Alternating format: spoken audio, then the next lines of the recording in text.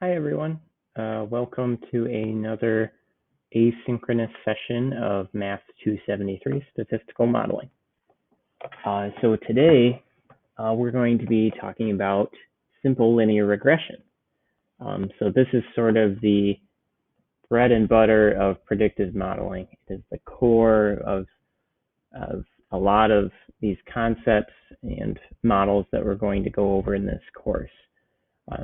So we're going to be going over these topics that we talk about today and revisiting them repeatedly because they're very important. So I'm hoping to make sure you guys definitely take away a good understanding of these concepts of regression after leaving this course. Hopefully the first R activity went okay. That was due this morning, Wednesday. If you have any trouble still, of course, please feel free to email me or stop by my office hours as well, and I'd be happy to help. Otherwise, I'll go ahead and get started here. So for simple linear regression, we're going to talk about first the regression model itself, what we call outliers and influential points in our data sets, some necessary assumptions for our model, and then some data transformations that we can do to help adhere better to these model assumptions to make sure these model assumptions are met adequately. And we won't get to all of this today. Some of this lecture will also be for next week as well. This will be continued.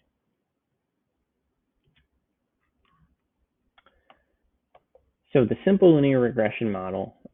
So this is applicable or useful when we have a single quantitative response or variable and a single quantitative predictor or explanatory variable.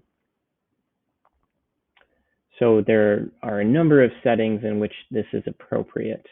You could model someone's height based on their age in years. So those are both quantitative variables. So we can look at the linear relationship between them. And based on a given data set, we can predict values for data points not in our current data set. So formally, the model statement is given here by this regression equation, we call it. So this is our model statement. Y equals beta naught plus beta 1 times x plus epsilon, where beta naught is called our intercept or our intercept term, and beta 1 is called the slope or the regression coefficient. So this is the theoretical model statement.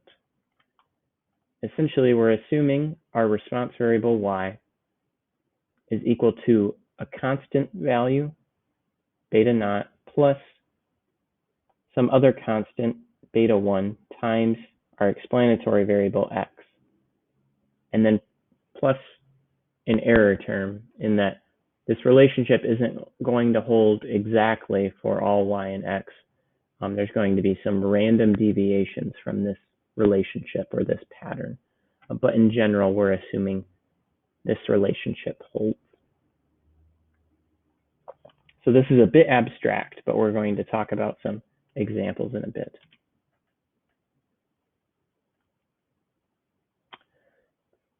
Another, so I mentioned that this epsilon is called the error term or the residual term. Another aspect of this equation that is important to understand is that this these two terms on the right-hand side, not including the residual, are actually equal to the mean y value or the mean response value. And formally in statistics, they like to call the mean the expected value of y. So this is because the error terms we're assuming on average are 0, or that the residuals have mean 0. So the mean of y is the mean of this whole right side, and since epsilon has a mean of 0, the mean ends up being this term here. Again, a little bit abstract, but this will hopefully make more sense as we go through some examples. So to mention very broadly, in statistics, they tend to use, and you may have seen this in some other courses, they tend to use Greek letters for true or unknown population values. So for example, here, the betas are the unknown intercept and regression coefficient terms. So they are typically denoted with beta. This epsilon value is also representing a true unknown error term to denote these corresponding values in the data set. We typically use lowercase letters instead, rather than Greek letters. Or we use hats as well. It's sort of commonly used both, I suppose. So estimates for our given data set are denoted with hats. So now we have beta naught hat and beta 1 hat. And we determine these by minimizing the sum of squared errors in our data set, or SSE. And we'll talk about how to calculate that in just a bit.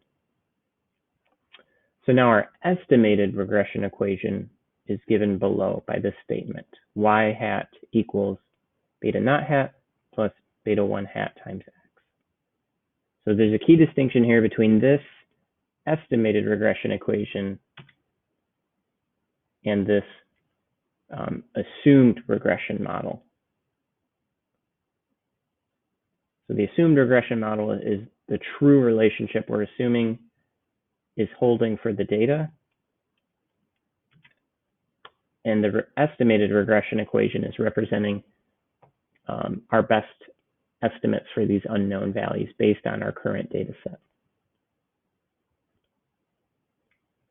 And we'll use R or other programming software to obtain these estimates based on a given data set. So now let's talk about an actual real-world data example. So let's suppose we have 5 students and we've recorded their high school and college GPAs. So sort of formally, this is the data set that we're working with. The first student had a high school GPA of 2.6 and a college GPA of 2.2. And the second student, a high school GPA of 3.7 and a college GPA of 3.8, and so on. So we can already see a little bit, typically, as might be expected, high school GPAs are tending to be a little bit better than the college GPAs. That's life. And I tell you, in graduate school, after undergrad, the GPAs get even worse. So that's how that goes. So we want to see if a student's high school GPA can be used to predict their college GPA. And of course, in real life, we could use many other factors or variables to do this, but this is just an example. So here, let's think about what is our response variable and what is our predictor variable. So I'll let you think about that for a second.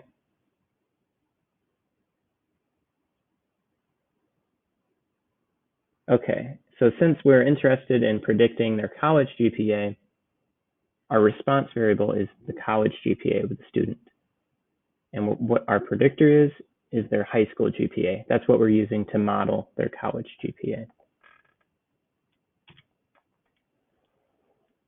So to visualize the data, rather than just looking at a set of numbers, we can create what's called a scatter plot. So this plot, or this graph here, is called a scatter plot. This is a very common, important plot used for regression modeling to visualize a relationship between 2 quantitative variables. So on the x-axis here, on the horizontal axis, we have the student's high school GPAs. And then on the y-axis, the vertical axis here, we have the student's college GPAs. And here, each circle is representing a data point. So here, we see this very quite linear trend in that as the student's high school GPA is increasing, their college GPA tends to increase as well. So this is certainly a relationship that could be modeled using simple linear regression. This seems appropriate here. So formally, our model statement, if we're asked for on a homework or a test, to give our model statement, we say y equals beta naught plus beta 1 times x plus epsilon, where y is the student's college GPA and x their high school GPA.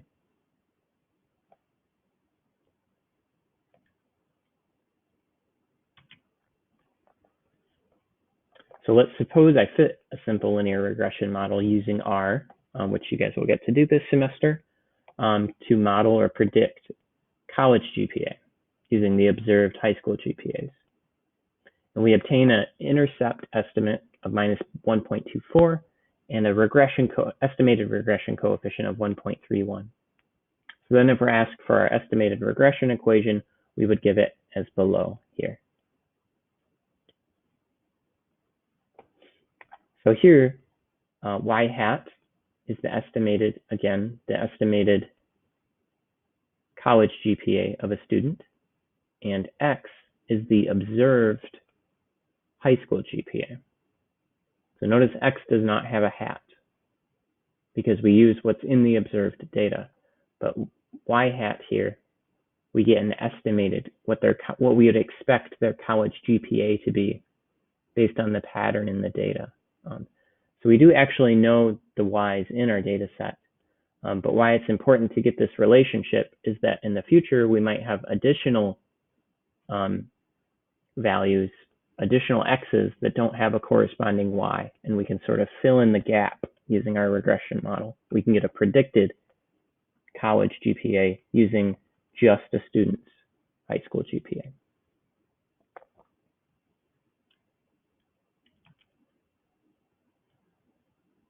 So a key concept, an important concept given this estimated regression equation, is how to interpret these regression estimates. So the intercept estimate and the regression coefficient estimate. So in general, for any data set, for every 1 unit increase in x, the predictor variable, we expect a beta hat 1 unit increase in y. So this is how we can interpret beta hat 1 very generally.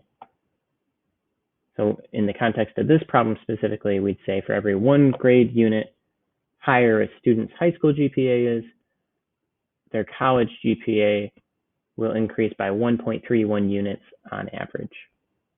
So it's not that they always will increase by exactly that amount, but on average, this is the relationship between the high school and college GPA. So it makes sense. It's a positive number because the slope can be negative, but here a positive number makes sense in that the higher a student's GPA was in high school, the higher we expect their college GPA to end up being. And here, if we create another scatter plot, this blue line is representing our predicted values or our estimated regression line.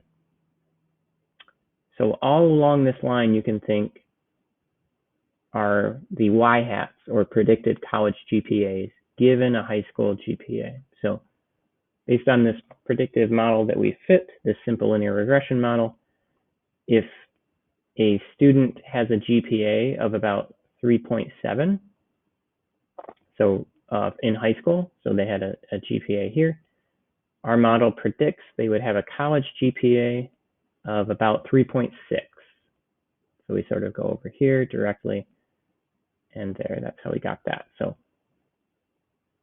sounds pretty reasonable. If they had a 3.7 GPA in high school, they should get about a 3.6 in college. That seems very reasonable.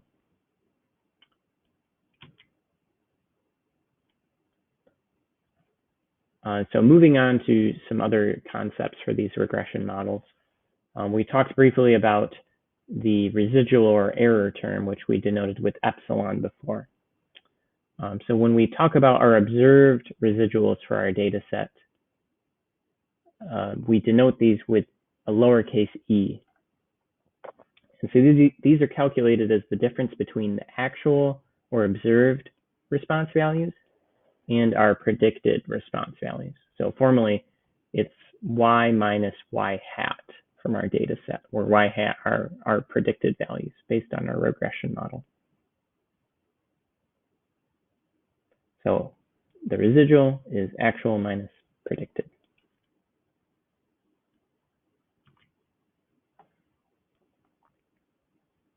And coming back to this important SSE term that I mentioned earlier, so SSE, the sum of squared errors, is calculated just as it sounds. We literally sum each error squared in our data set.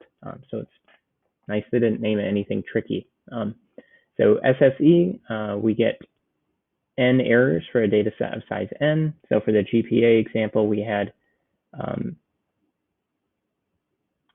5 data points.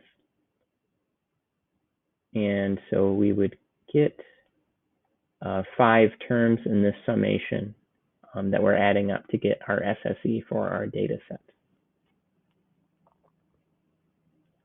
And again, y hat we can get using our estimated regression equation here. That's how we calculate our y hats for our data set.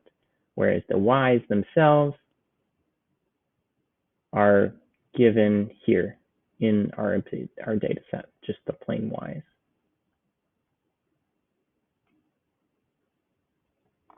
Okay. So another important quantity for our regression equation is the regression standard error, or sometimes called the standard error of the regression. So for a simple linear regression model, this is calculated as the SSE, the square root of the SSE over n minus 2, where n is the number of data points in our sample, in our data set. And I believe the textbook described this as, although I'm sure some would disagree, just interpreting what this intuitively is sort of the typical size of the error we would expect from our model when predicting observations. I don't know if that's the best way to interpret it, but it is an important quantity for statistical inference that we're going to conduct regarding our regression model.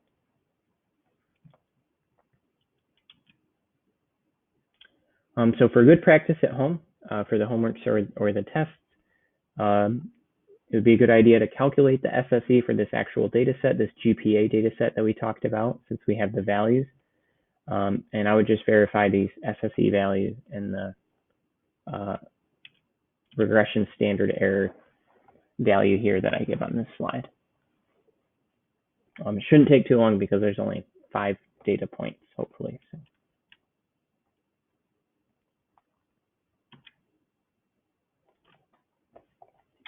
Some other key terms regarding simple linear regression are what we call outliers and influential points.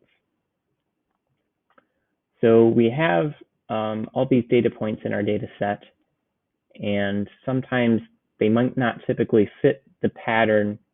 Some might stick out from the pattern of the rest of the data set as a whole. So outliers in particular are data points that have unusually large residual values in magnitude. So when I say magnitude, I mean that the residual could be very negative or very positive, but either way, it's a data point that's very far away from our estimated regression line. Influential points, on the other hand, are sort of a similar idea, but not necessarily the same. So influential points exert a lot of influence or have a large impact on our estimated regression equation. And in particular, points with a predictor value, or the x value, that's very far from the mean or average of x have more potential for being influential. So it's not that they always are influential, but they certainly have more potential to do it. So there's a very small exception to this rule, and I'll show an example of it in the slides later, but in general, it means it has a lot of influence on the regression line. So here's an example of a data point that's an outlier. So in this example data set, the x-axis or the x variable we're looking at is a patient's age in years. And the y-axis is going to be the number of doctor visits per year for this participant or this patient. So as we can see, as somebody gets older, they tend to have more doctor visits per year, as we would expect. So the blue fitted line is when we fit a regression model to the complete data set, so using all the circles, all the data points. But the red line is when we remove this outlier point up here. So again, this is an outlier because this point is very far away from the estimated regression line. So it's not fitting the pattern that the rest of the data is exhibiting. But as you can see, the blue versus the red line, they're actually quite similar. They're not very different from one another. So even though this data point is very far away, it's not actually very influential in terms of affecting the regression line very much.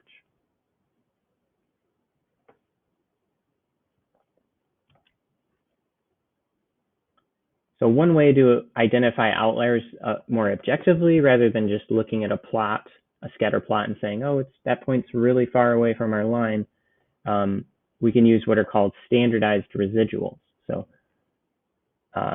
one example, there's several formulas people like to use. One common one is called this standard residual. So this is given by E tilde, which is equal to Y minus Y hat. So that's our sample residual on the top, which we denote with E before, over the standard error of the regression, or the regression standard error. So a large E tilde in magnitude can potentially flag an outlier. It's not guaranteed. There's no like formal definition of what an outlier is. Usually, some people define it various ways. But this is one way. If this value is very large in magnitude, this might signify we have a potential outlier. And typically what that means in practice is just that if you're trying to make good predictions in the future, or explain the relationship between two variables,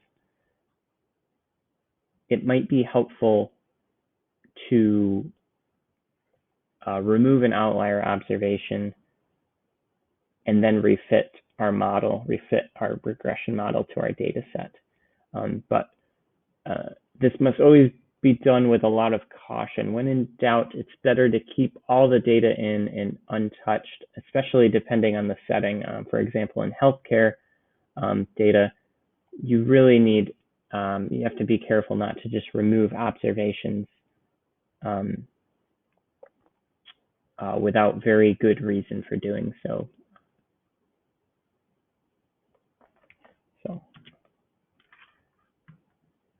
So there, for influence, or for identifying influential points, there's other statistics we can use to help identify those as well.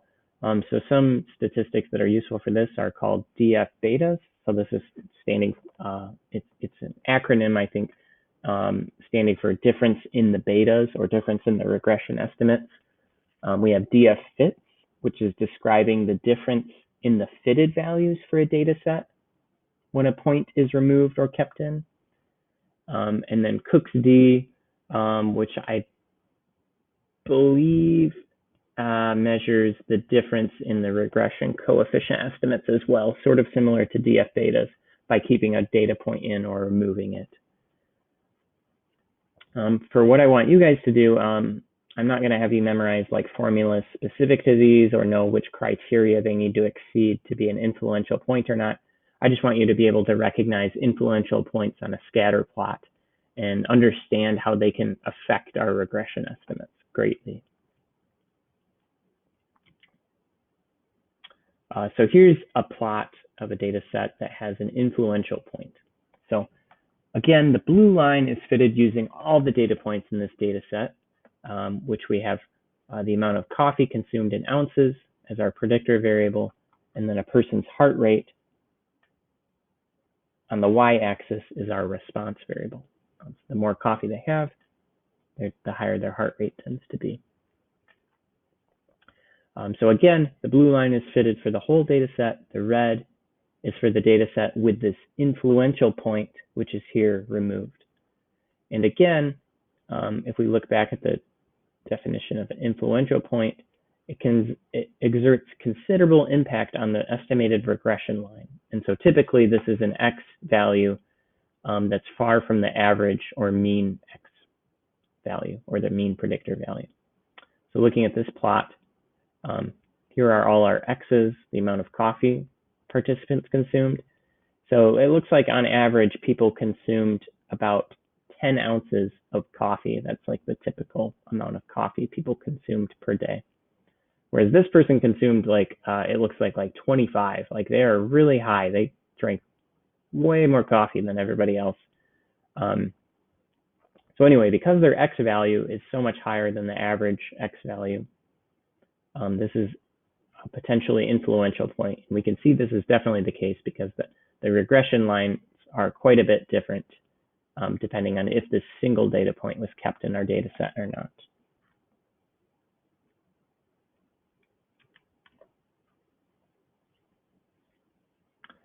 So when fitting a regression model, it's important that we make sure we're adhering to certain assumptions in order to have our inference, our predictions be valid.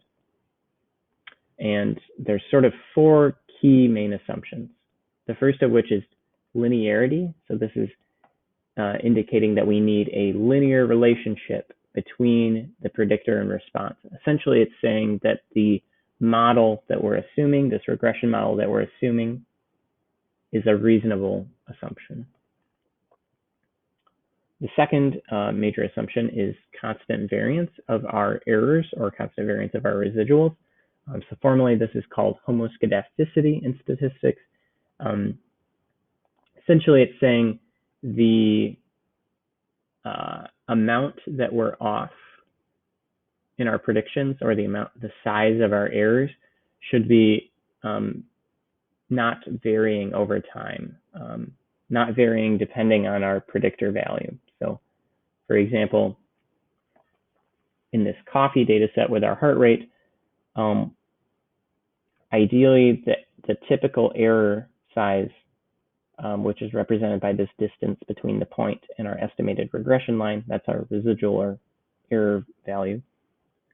The typical error size should be the same across all X's. We don't want having larger X's having bigger residuals on average, and then the points falling nearly perfectly on our line, say, for smaller X's. That would violate this constant variance assumption. And we'll look at some more plots displaying this violation later. Another key assumption is independence of the residuals. So this is another thing. This is a little bit harder to check, but essentially we don't want any systematic patterns apparent in our residuals or our errors. And lastly, we want normality or normally distributed residuals.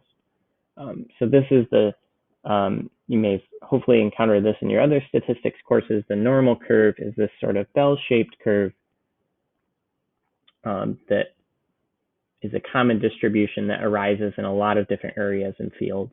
So for the regression, simple linear regression here, we really want our errors to follow this bell curve shape in their distribution. So we have all these assumptions, and they each have their own way for checking them given a data set.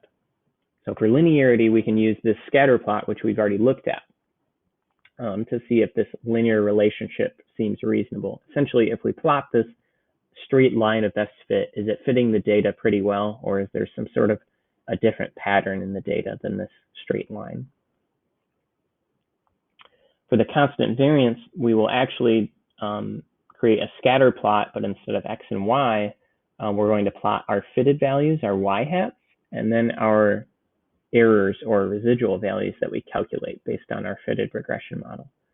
So this sounds like a lot of work, but R will be doing a lot of this calculating of the fitted and residual values for us, but we'll get familiar with how to do this so it won't be too bad.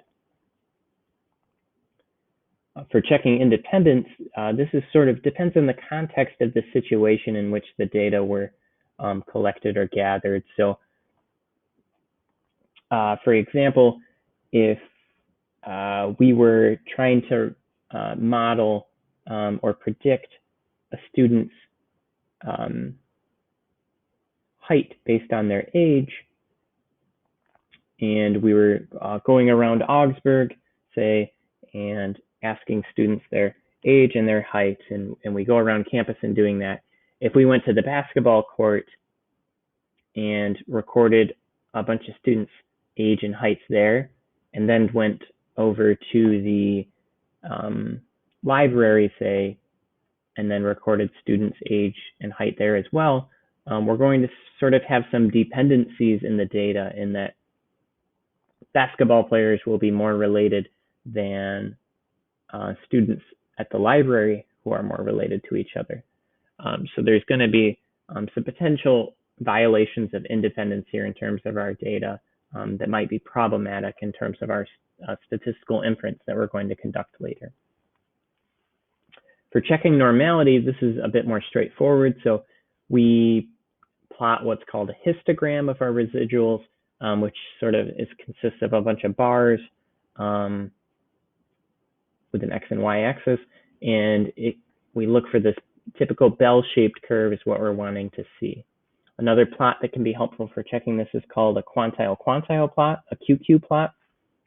So this is essentially plotting the what we call quantiles of our observed residual values versus the theoretical quantiles of a true perfect normal distribution. And the idea is that they should align very well with each other if normality seems reasonable. And we'll look at some QQ plots and discuss what's looking good or what's not looking good later. And a normal probability plot is very similar to a QQ plot, but instead of using quantiles, it's looking at the proportion of the percentiles essentially instead of the quantiles.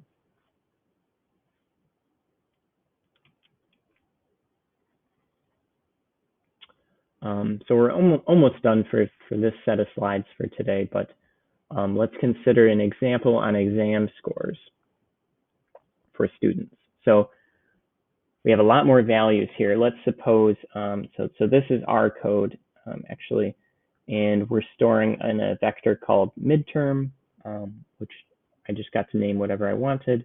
We have this comment here, so this is code that's actually not submitted. It doesn't do anything. It's with this pound sign or this hashtag sign, whatever you want to call it.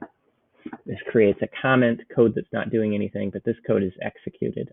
So I'm creating a vector called midterm using the combine function, C, and storing in it all these values, all these midterm scores for students that ranged from the exam was out of a possible 50 points. So I made this up. This is not like actual student scores. Sorry if that's disappointing. Then a vector of the same length, the same number of values I created for their final exam scores for these students. And we're supposing that the final exam was out of 100 points rather than 50.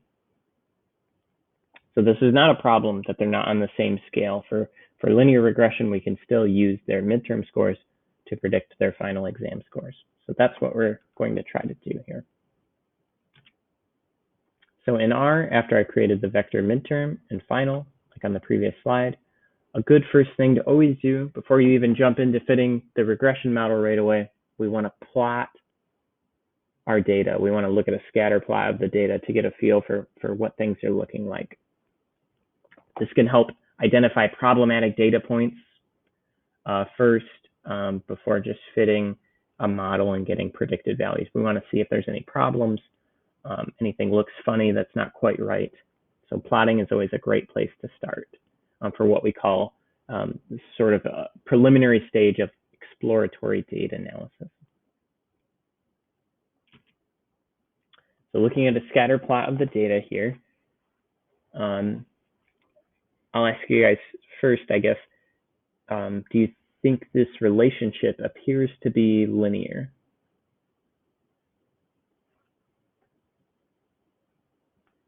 Between the midterm and final exam scores? So I would say, yes, it's very reasonably linear. If we can think about a straight line fitting through these data points, it fits it pretty well. The circles, the data points, certainly would not fit exactly on the data line, on our estimated regression line. And that's just how it is sort of in real life. Except for artificial data sets, typically data will look more like this, where there's a lot of scatter, but a sort of general trend still in them. So this is a very reasonable linear relationship in the data here. So I would say, based on the scatter plot, the linearity assumption appears to be met. It seems fine.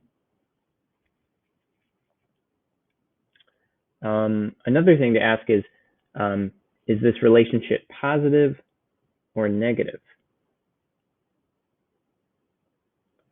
So here, since as midterm scores increase, final exam scores tend to increase as well on average, there is a positive relationship between the two variables.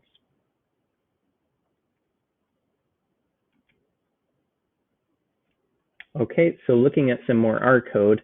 So again, after creating our vector of final exam scores and our vector of midterm scores, we can use this linear model function, LM function, to fit a simple linear regression model in R. Oh, and I didn't mention this earlier. The reason it's called simple linear regression is not because it's not complicated. It's because we have a single predictor. So they're deciding to call it a simple linear regression model just because there's only one predictor. Later on, we'll have multiple predictors, in which that's called multiple linear regression. So again, it's not because it's not complicated. It's just one predictor means it's simple. So anyway, so we fit this linear regression model using R and store it in the fit object here. So I could have named this something else besides fit. I could have called it my regression or my model. I just decided to call it fit. Then we can plot the data again, just like we did before, but this time I'm adding an AB line, so a straight line, based on my estimated model fit. And I'm just specifying that I want the color of the line to be blue. So you could specify other colors. There's a lot of options in R for the colors. I think like University of Columbia has a PDF sheet of like, I don't know, dozens and dozens of different colors you can choose. So that's kind of fun, I guess. And then we're going to look at a summary of our regression fit using this sum function, SUMM. And this is from the JTools package. So in order to use this sum function, I had to first install the JTools package and then load it using the library statement. So to install it, I would need to use the function install.packages and then JTools in quotes on the inside of that install.packages function. Then you can load it with the library statement. So anyway, after plotting the data here, let's look at what that looks like. So here we see the same scatter plot again, but now we have this blue fitted regression line overlaid on top of our points. So again, it seems very reasonable, the linearity assumption between the two variables here, final and midterm exam scores.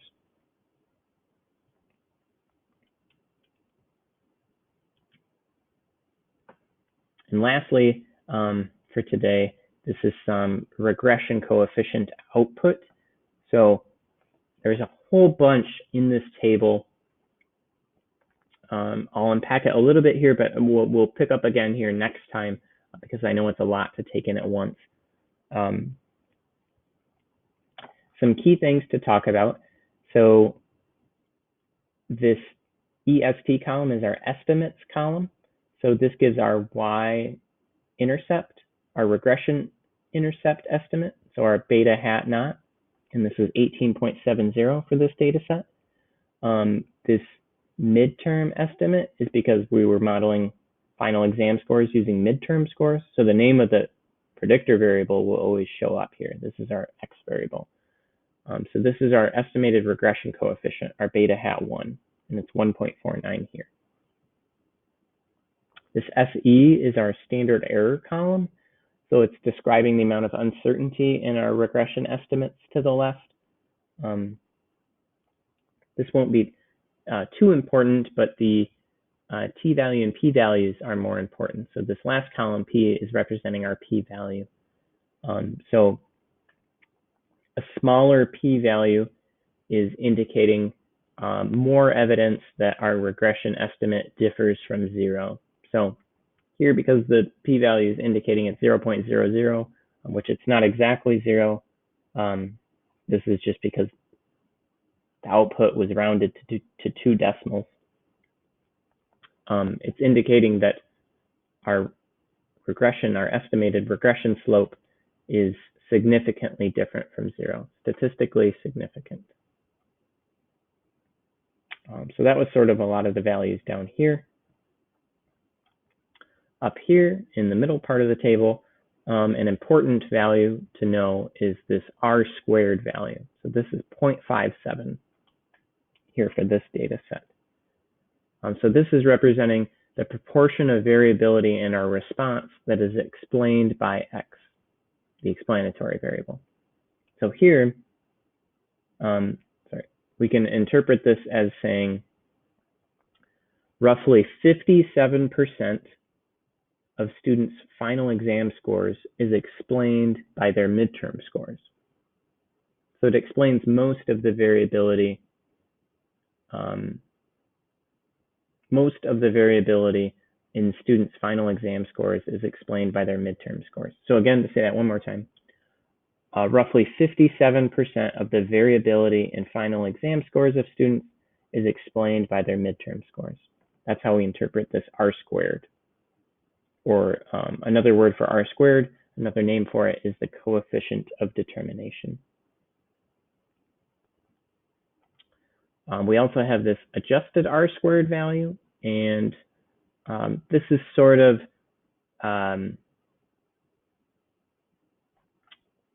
more important for multiple linear regression, so we'll get to this later in the semester. For now, just understand what R squared, the coefficient of determination, is and what it tells us. One more note on this output.